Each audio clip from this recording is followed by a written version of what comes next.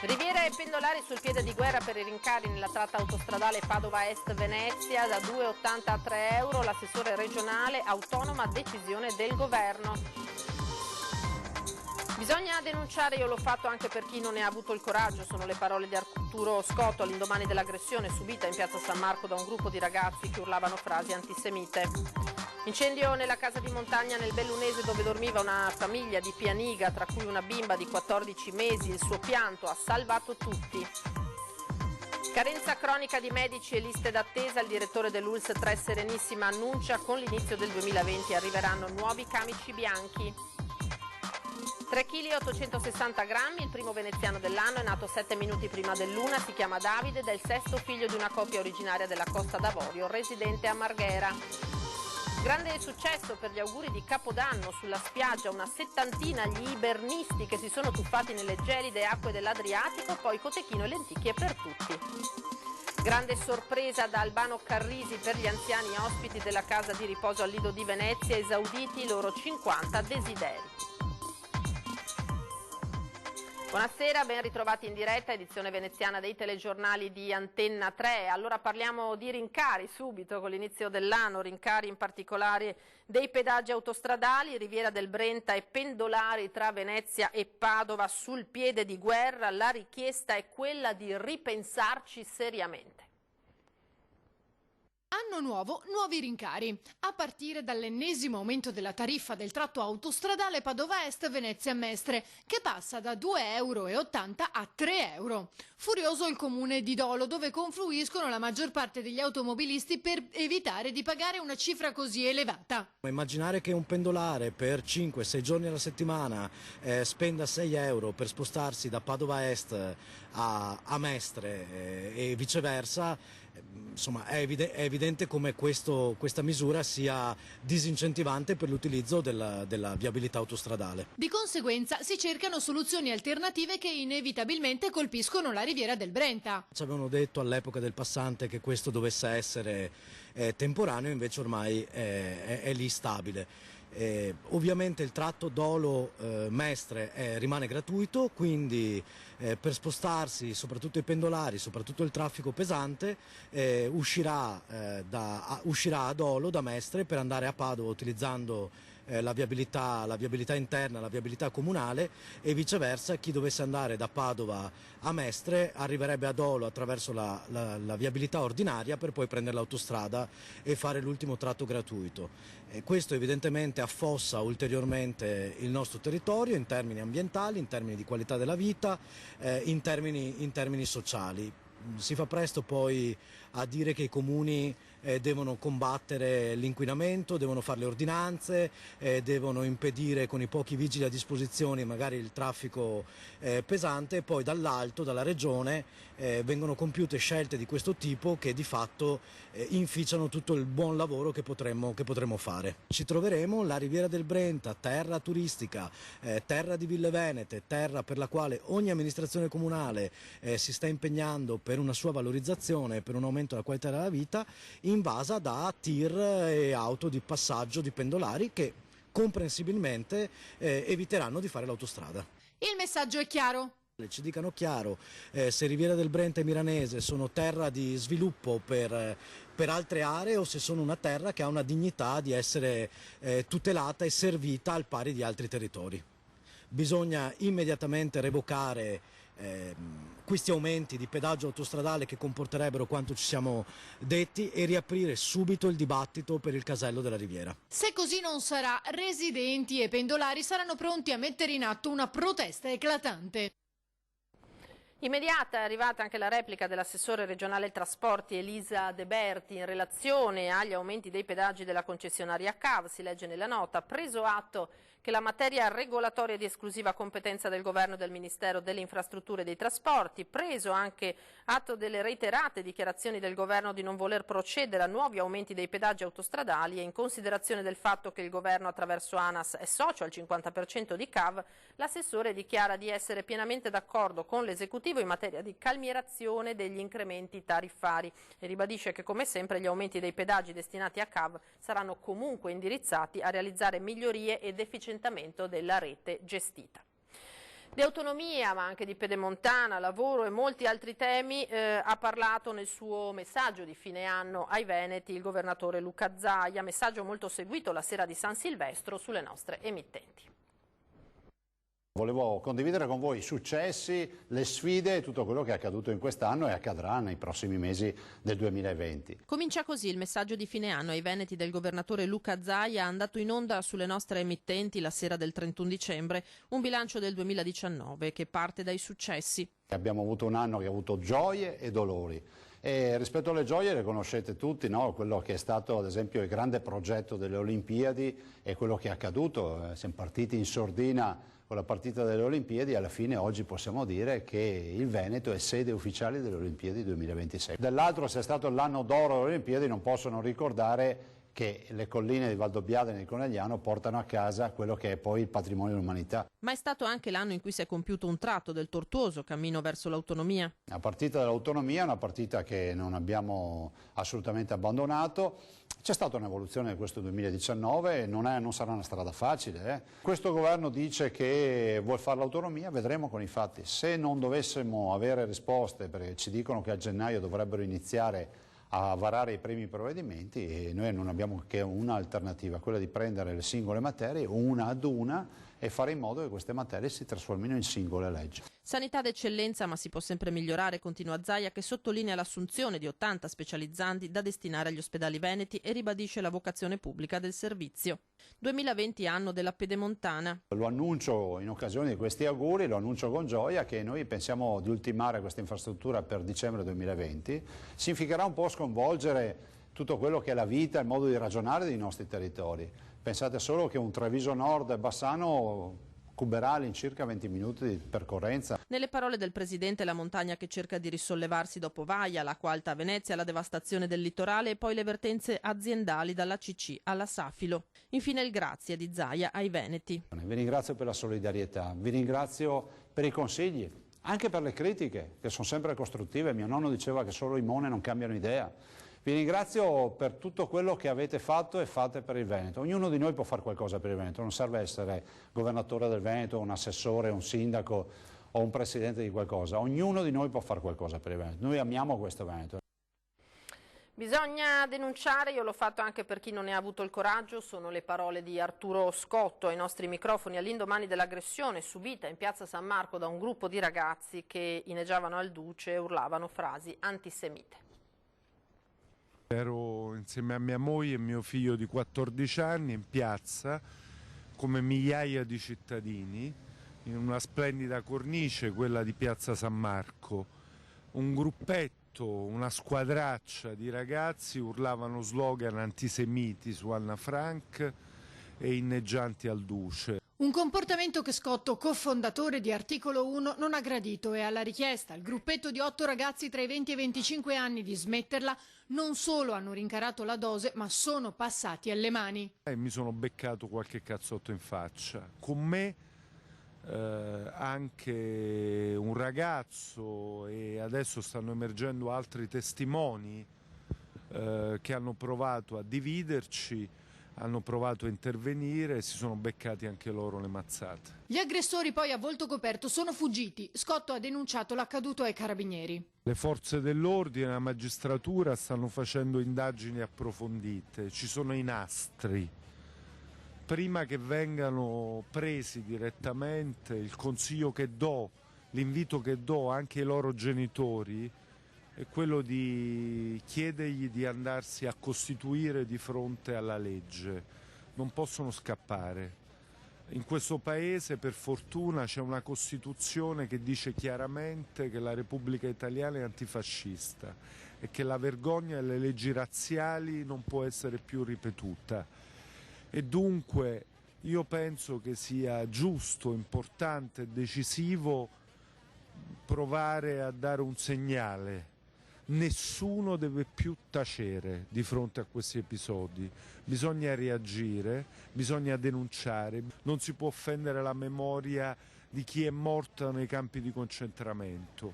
Penso che sia importante questo e per questo ho denunciato. Molti messaggi di solidarietà a Scotto e alla sua famiglia dopo questo episodio. Dal patriarca Moraglia, che ha parlato di tristezza e indignazione, alla presidente del Senato Casellati, che l'ha definito intollerabile per un paese civile, e ancora sindacati, giornalisti. Sono tutti segnali di una trasversalità di tutte le forze politiche. Ora bisogna passare dalle parole agli esempi, bisogna respingere questa ondata.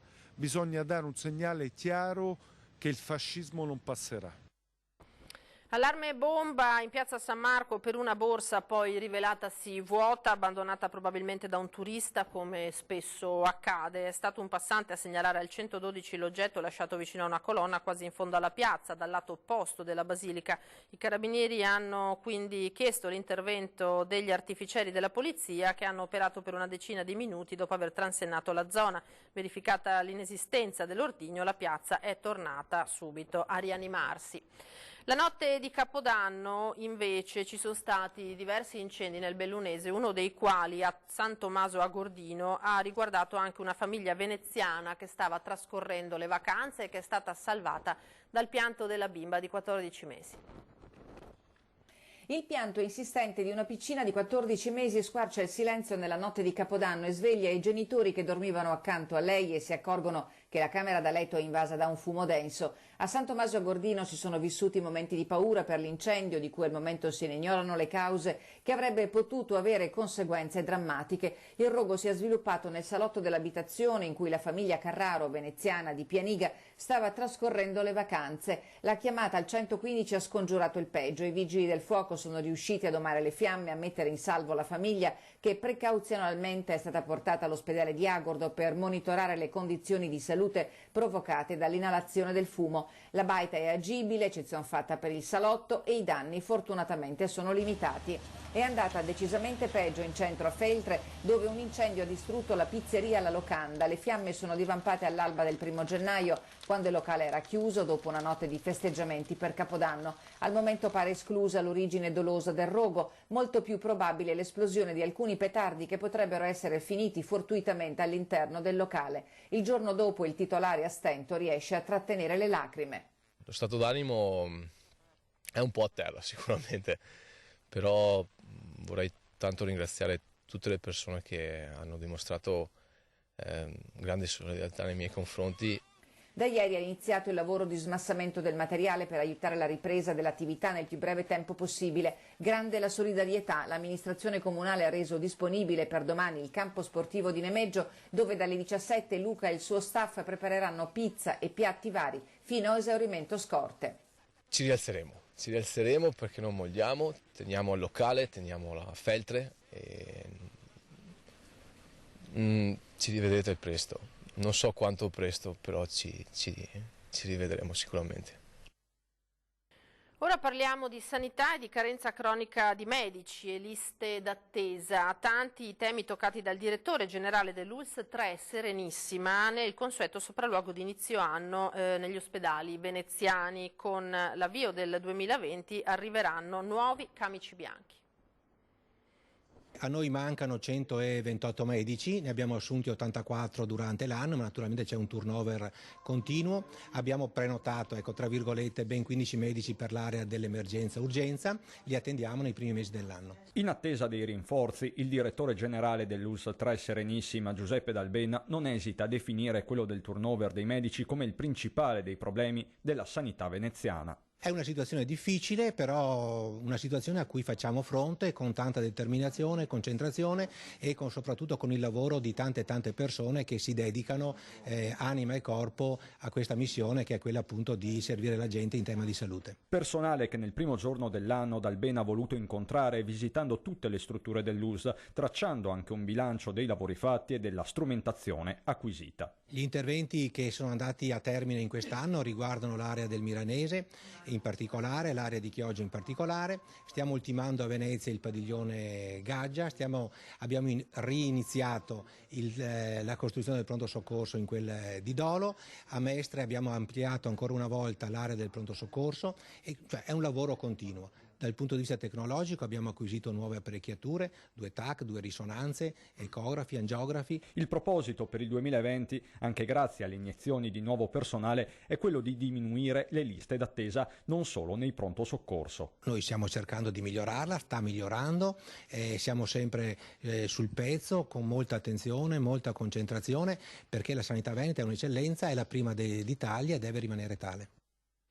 Ed è nato all'ospedale di Mirano il primo bambino del 2020 in terra veneziana. 3 kg e 860 grammi e uno sguardo già bello vivace. Il primo vagito liberatorio quando mancano 7 minuti all'una. Eccolo in braccio a mamma Giosiana e papà Albert. Il primo nato nel veneziano si chiama Davide ed è il 6º figlio di una coppia originaria della Costa d'Avorio che risiede a Marghera. E sono stati 7 bambini nati nel veneziano durante la notte più lunga dell'anno. Qui all'Angelo ci sono per esempio il fiocco azzurro di Gregorio e una soddisfatta mamma Anna con la sua piccolina di 2 kg e 700 grammi, Emma Lucia, e lei la prima nata tra Venezia città e Mestre. Emma Lucia, sì. Per il personale della pediatria un giorno come tanti altri, sempre al lavoro 24 ore su 24, ma con un significato particolare. Siamo qui nella prima giornata dell'anno con le famiglie, con i bimbi che sono nati in questi ultimi giorni e con la bimba che oggi ha inaugurato il nuovo anno. Siamo felici di aver raggiunto le 1921 nascite all'interno delle più di 4.000 dell'ULSS e speriamo di continuare a dare un'accoglienza sempre calda e professionale a tutti i bimbi che nasceranno qui da noi, augurando buon anno a tutte le famiglie. Ci fermiamo ora per qualche istante, ma torniamo con altre notizie tra poco.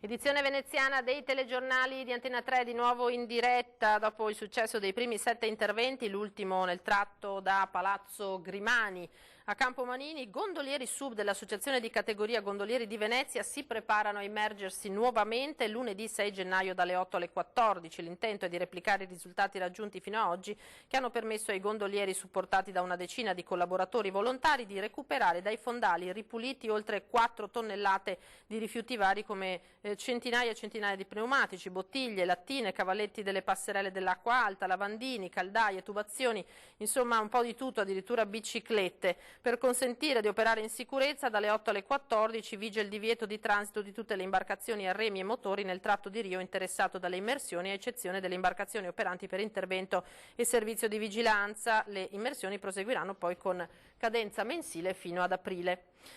Grande successo per gli auguri di Capodanno in spiaggia, una settantina di coraggiosi, è proprio il caso di dirlo, ibernisti che a mezzogiorno si sono tuffati nelle gelide acque dell'Adriatico.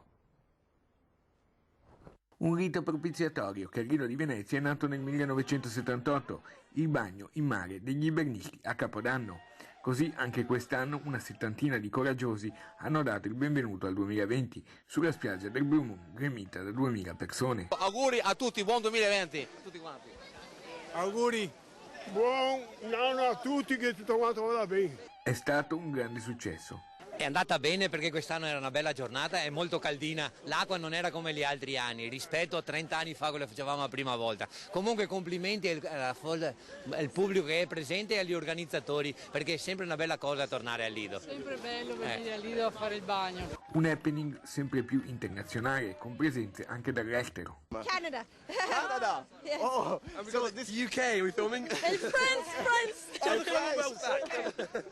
Oh, scared, let's do like this. Okay. Where are you from? Vancouver. A rendere possibile il proseguo della manifestazione la società Vera e i volontari della protezione civile. Devo dire che la manifestazione ha assunto una sua identità precisa con dei contenuti molto positivi.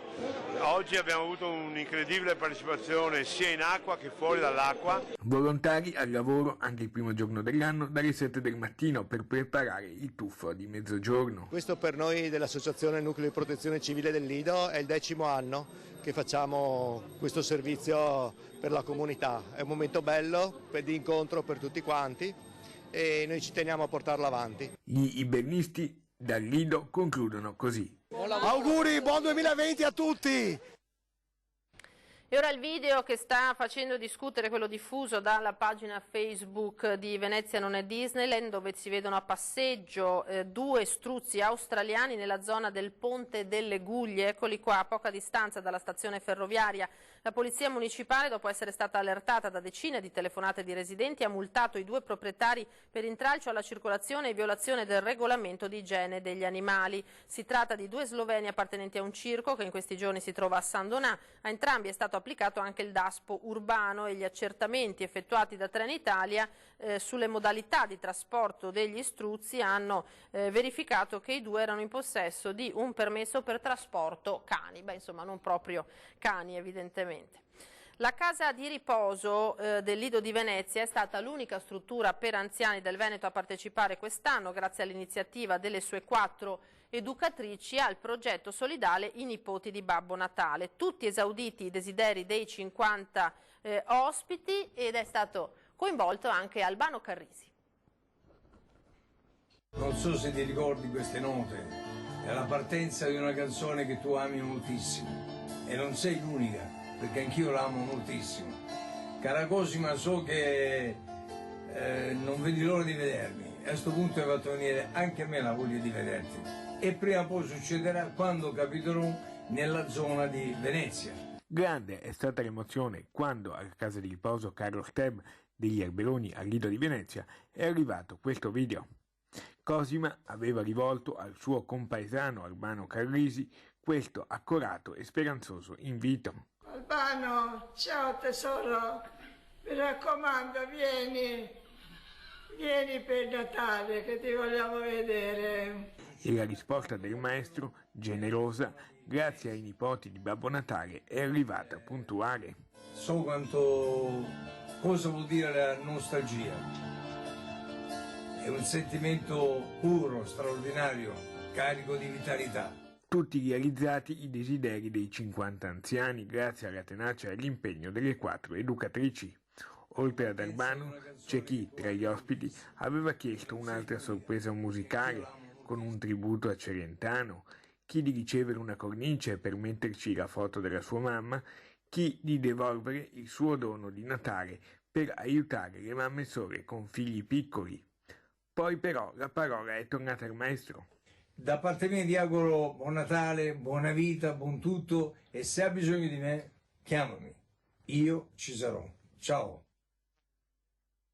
Questa sera a 20:10 il 2020 delle donne, tra sfide come la parità e la lotta alla violenza, ma anche uno sguardo leggero su Treviso e la quotidianità. In studio le giornaliste trevigiane Valentina Calzavara della Tribuna di Treviso e Silvia Madiotto del Corriere del Veneto. Dalle 21:15 nuova puntata invece della Zanzega, poi in replica domenica alle 17 alle 21:15, trasmissione dedicata a 4 comuni del Basso Piave, San Donà, Noventa, Musile e Fossalta, filo conduttore del programma proprio la Piave.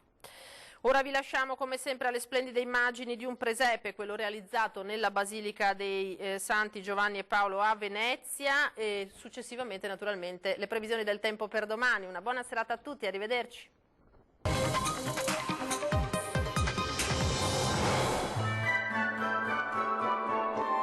L'idea di questo presepio nasce dal fatto che una persona dice sarebbe bello passare in mezzo al presepio, e da lì è nato tutta questa struttura. Il presepio è proprio l'immagine della semplicità, dell'umiltà, dell'essere insieme e vivere insieme un momento grande della vita, della storia di ciascuno di noi. Il Signore ci invita realmente oggi a lasciar stare tutti i nostri modi di vedere, di rappresentare la nostra società, il nostro modo di capire, il nostro modo di vedere, di andare al di là. È ovvio, siamo capaci di fare grandi cose, soprattutto qui a Venezia, opere d'arte meravigliose, ma Dio fa qualcosa di infinitamente più grande.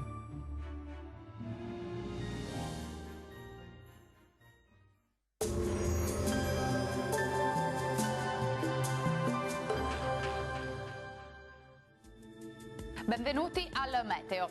L'anticiclone continua ad accompagnarci in questo 2020 e anche nella giornata di venerdì 3 gennaio il tempo sarà stabile. La situazione nel dettaglio. Sul Veneto al mattino cielo molto nuvoloso con nebbie sulle pianure, localmente anche fitte, più sole a partire dal pomeriggio, salvo per foschie persistenti, specie sulle aree più meridionali della nostra regione. Temperature minime tra -2 e 2 gradi, valori massimi oscillanti invece tra i 5 e i 9 gradi. Ci spostiamo ora sul Friuli Venezia Giulia, anche qui il tempo sarà asciutto con ampio soleggiamento e cielo al massimo poco nuvoloso. Temperature minime tra -2 e 7 gradi, massime tra 6 e 8 gradi. Poche novità anche sul Trentino Alto Adige con tanto sole e al massimo con poche nubi a carattere sparso. Temperature minime tra lo 0 e -1 grado, massime tra 10 e 11 gradi. Dal meteo di Antena 3 per ora è tutto, grazie per l'attenzione e arrivederci al prossimo aggiornamento.